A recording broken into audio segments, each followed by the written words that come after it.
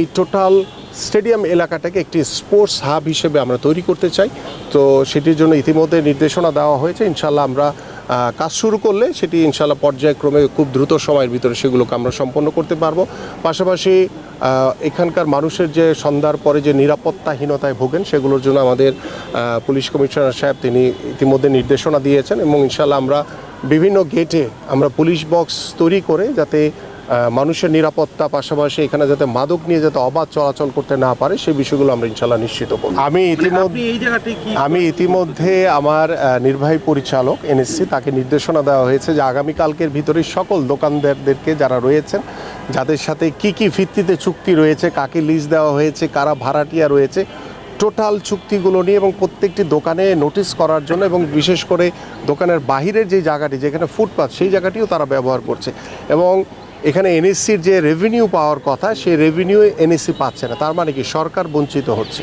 তো আমরা চাচ্ছি যেহেতু স্পোর্টস নিয়ে আমরা ব্যাপকভাবে আমরা কাজ করছি, সো দ্যাট এনএসসির যে রেভিনিউ পাওয়ার কথা সেগুলো যাতে তারা সঠিকভাবে পায় এগুলোকে পুনর্বিবেচনা করে আমরা পুনর্মূল্যায়ন করে ইনশাল্লাহ আমরা চেষ্টা করছি যাতে এই যে প্রতিটি দোকানে যে স্কোয়ার ফিট করে দেওয়া হয়, আমরা শুনেছি মাত্র 17 টাকা বা 22 টাকা বা 20 টাকা রেটে দেওয়া হচ্ছে। বাট আমি দোকানদারদেরকে অনেকেরই জিজ্ঞেস করলাম যে আপনারা কত টাকা ভাড়া দেন, তারা সবাই বলছে যে আমি ভাড়াটিয়া, এখন সারা ভাড়াটিয়া এসে গেছে। যাই হোক আমরা এটা বলতে চাচ্ছে না তারা। সো আমাদের নির্বাহী পরিচালককে নির্দেশনা দেওয়া হয়েছে ইনশাল্লাহ এটা আগামী এক সপ্তাহের ভিতরেই আমরা টোটাল যে দোকানগুলো রয়েছে তাদের একটি ডাটা সামারি আমরা নিয়ে এবং নতুন করে এটাকে পুনর্বিবেচনা করে আমরা নতুনভাবে পুনর্মূল্যায়ন করব যে কিভাবে আমাদের এনএসসি এবং আমাদের সরকার যাতে এই রেভিনিউটা সঠিকভাবে পায় সে ব্যবস্থা আমরা ইনশাল্লাহ করব।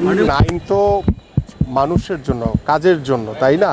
তো আইন যদি সেটা সরকারের বিরুদ্ধে যায় এবং সেটাকে নিয়ে আমরা আলোচনা করে কিভাবে এটাকে আইন আদালতের বিষয়গুলো নিয়ে আমরা পুনর্বিবেচনা কিংবা এটাকে প্রপারভাবে বিশ্লেষণ করেই কিন্তু আমরা পদক্ষেপগুলো নিব। বাট আইনগত যেই বাধাগ্রস্তর যে বিষয়টি বললেন আমার মনে হয় যে এগুলো যদি আমরা একটু সিরিয়াস হই, যদি আমরা অনেস্টলি কাজগুলো করি তাহলে আমার মনে হয় যে এই সমস্যাগুলো যারা আইনের সহযোগিতা নিয়ে তারা বাধাগ্রস্ত করার চেষ্টা করছে সেই বাধাগ্রস্তটা আর মনে হয় বেশি দিন থাকবে না ইনশাআল্লাহ।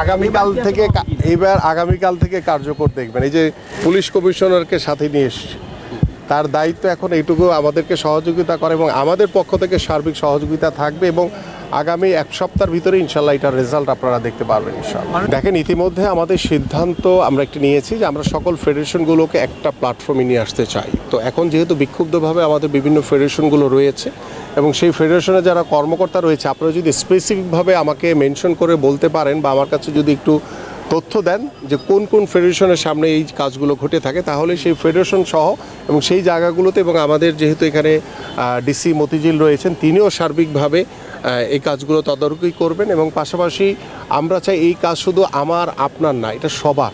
আমরা স্পোর্টসকে যেহেতু আমাদের বর্তমান সরকার এবং আমাদের মাননীয় প্রধানমন্ত্রী সর্বোচ্চ গুরুত্ব দিয়ে স্পোর্টসের মাধ্যমে আমরা আমাদের যুব সমাজ আমাদের ভবিষ্যৎ প্রজন্মকে সুস্থভাবে গড়ে তোলা, মাদকমুক্ত সমাজ গড়ার জন্য কিংবা ডিভাইসের হাত থেকে দূরে রাখার জন্য এবং ক্রিয়াবান্ধব পরিবেশের মাধ্যমে যে আমাদের যে মানবিক যে বিষয়গুলো রয়েছে আমাদের যে নীতি নৈতিকতা বা সামাজিক মূল্যবোধগুলো যাতে আমরা খেলাধুলার মাধ্যমে ফিরে আনতে পারি এটাই কিন্তু আমাদের মূল লক্ষ্য। এবং সেই লক্ষ্য নিয়ে আমি আমার জায়গা থেকে আমাদের পুলিশ কমিশনার আমাদের সচিব সাহেব সহ আমাদের সকল কর্মকর্তারা এবং আপনারাও কিন্তু কাজ করছেন, আপনারাও কিন্তু আমাদের সহকর্মী। সো আমরা সবাই মিলে যাতে এই স্টেডিয়াম পাড়ার একটি স্পোর্টস হাব তৈরির মাধ্যমে যাতে আমরা পরিবেশটি ফিরে আনতে পারি এই বিষয়ে আমরা সবাই যাতে একসাথে কাজ করি এই আহ্বান করছি আপনাদের।